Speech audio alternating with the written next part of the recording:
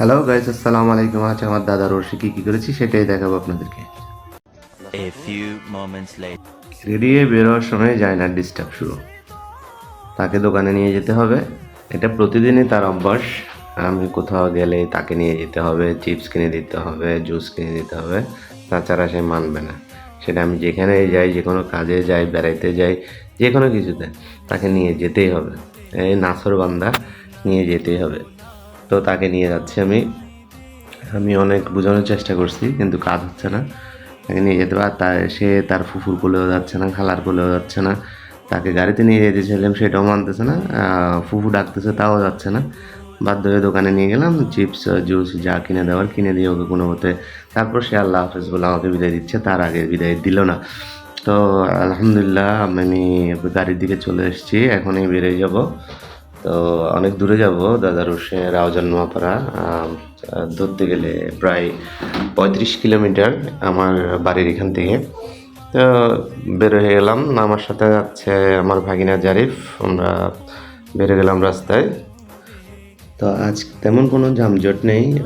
অন্য সময় চিরাং শহরে আসলে অনেক জ্যাম থাকে, বিশেষ করে সন্ধ্যার পর, বিকেল 4টার পর। আমরা লালখান বাজার ফ্লাইওভার দিয়ে চলে এসেছি। ভদ্রহাটটা ভুনজামায় অপেক্ষা করতেছে আমাদের জন্য, তার সাথে তার ফ্রেন্ড যাচ্ছে। তো ভাইয়াও রেডি। আমরা এখন ভদ্রহাট থেকে রওনা দিব নোয়াপাড়ার উদ্দেশ্যে। তো আসলে বিকাল 4টার পর থেকে প্রায় সময় গাড়ি চালালে মানে খুব যানজটে পড়ি। ইতিমধ্যে আমরা নোয়াপাড়া পৌঁছে গেছি, হচ্ছে আমার ছোট চাচার বাড়ি। তো আমরা ছোট চাচার বাড়িতে চলে আসছি, গ্রামের বাড়িতে। তো এখানে এখন ভাইয়া আর বোন জামাই আড্ডা দিতেছে, আমরাও আড্ডা দিতেছি। আর মাঝখানে আমি একটু রেস্ট করে নিলাম, এখানে একটু নিজের সেলফি নেওয়ার চেষ্টা করলাম।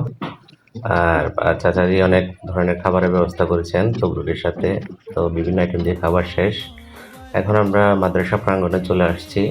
এখানে বিভিন্ন ধরনের ডেক রান্না করতেছে, কেউ তবরুক বিতরণ করতেছে। এখানে নাজম ভাই বা আমার জন্য ওয়েট করতেছিল। তো আমরা হেঁটে একটু সামনের দিকে গেলাম। তো এটা হচ্ছে আমাদের ক্যাশ কালেকশন টেবিল।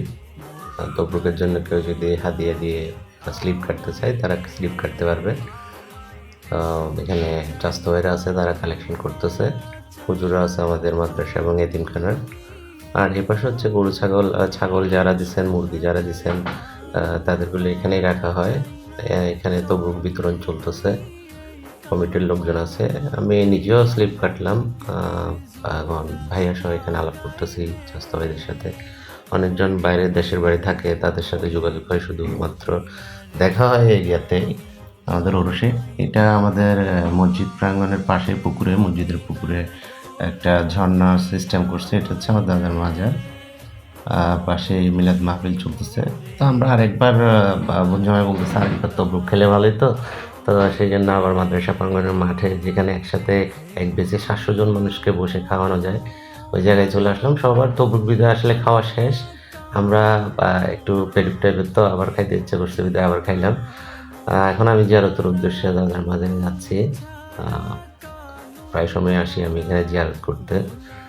তো হাজারের পাশেই আমার ভাইগনারা এবং বাইরের হুজুররা মিলাদ মাহফিল এবং নাত এবং গজল পরিবেশন করতেছিল।